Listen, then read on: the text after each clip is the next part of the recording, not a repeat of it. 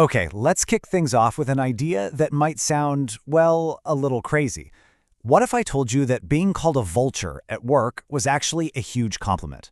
I know, it sounds nuts. But stick with me because we're going to break down exactly why you might want to find one for your team, like right now.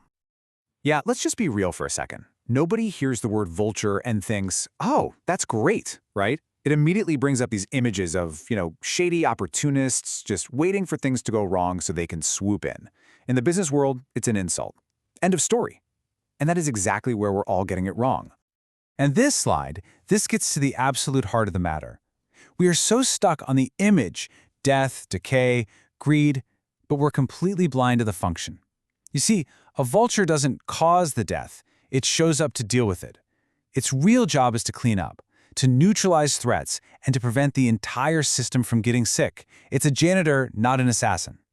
To really wrap our heads around this, we need to step out of the conference room for a minute and take a look at what vultures actually do out in the wild. So, in nature, vultures are basically the first responders. They are the ultimate cleanup crew, getting rid of stuff that would otherwise poison the land and spread all kinds of diseases. They get there incredibly fast when something goes wrong. And maybe the most important part, they are specialists of the uncomfortable. They're the ones willing to go where nobody else will, to deal with the mess everyone else wants to ignore. And this is where you see just how high the stakes are.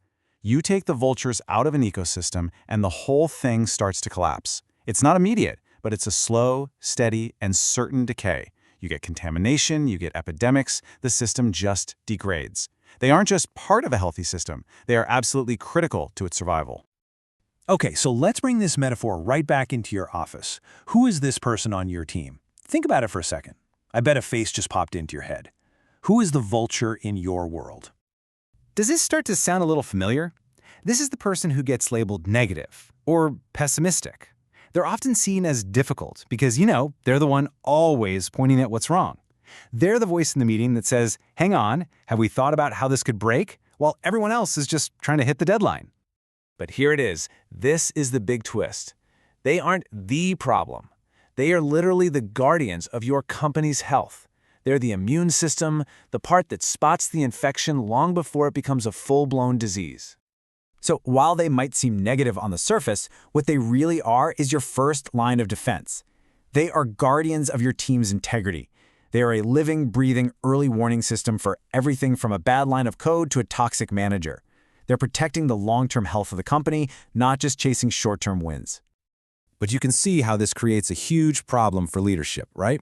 Most leaders are wired to reward positivity and momentum, and that leads to a very, very common and incredibly dangerous mistake. Yeah, instead of listening, leaders tend to do one of three things. First, they just ignore them. They write off the warnings as just more negativity. Then, they try to silence them, telling them to get with the program or be a team player. In the worst-case scenario, they push them out, either directly or just by creating a culture where it's impossible for that person to speak up. And what happens next? It's so predictable, it's almost painful. A few months later, that tiny little compliance issue they warned you about, it just exploded. And that technical debt that everyone kept kicking down the road, the one they kept flagging in every meeting, it's not a debt anymore. It's a full-blown catastrophe that's bringing the whole system to a grinding halt. And that minor team issue they said was brewing? Well, it just turned into a wave of resignations because the toxicity was left to fester for too long. The vultures saw it all coming. Nobody listened. So, how do we avoid this disaster? How do you actually turn this person from someone who feels like a problem into one of your biggest strategic assets? All right, let's get into the playbook. Number 1, give them legitimate space. I mean formal space. Create a specific part of your meeting for a pre-mortem or a risk review and give them the floor. 2, protect them. As a leader, it is your job to reframe their input for the rest of the team. They're not being negative, they're our early warning system.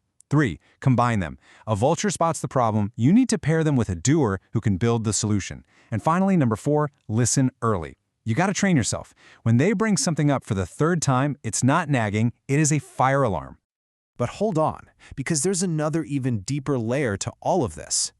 This isn't just about different personality types. It's actually fundamentally tied to diversity and inclusion. Think about it. A lot of the time, your vulture profiles are people from non-standard or underrepresented backgrounds. Maybe because they've had to navigate systems that weren't built for them, they've developed this incredibly fine-tuned sensor for unfairness, for risk, for threats.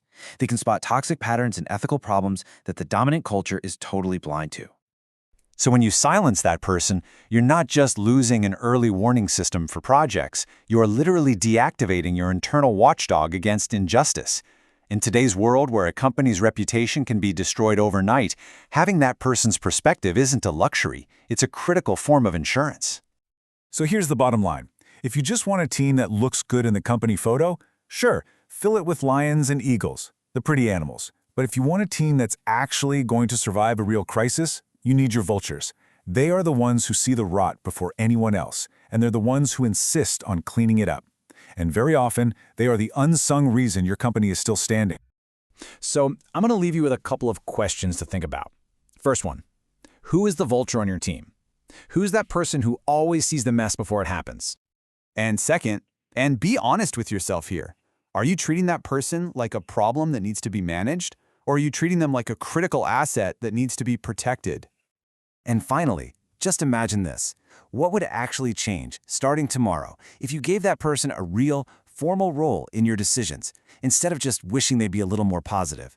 The answer to that question might just be the key to your team's and your company's survival.